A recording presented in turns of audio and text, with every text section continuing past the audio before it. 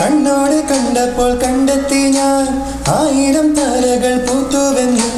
പിന്നെയും പിന്നെയും കണ്ട നേരം പുഞ്ചിരി പൂത്തുലഞ്ഞു. കാണാതെ വയ്യെന്ന തോന്നലായി, കണ്ടിട്ടും കണ്ടിട്ടും പോരാതായി. തൊട്ടപ്പോൾ ആത്മാവിൻ തേൻ നിറഞ്ഞു, പൂപോലെ നീ വിരിഞ്ഞു. ഉള്ളിലൊളിച്ചൊരു മോഹമെല്ലാം കള്ളത്തരങ്ങട തുള്ളികളായി കണ്ടത്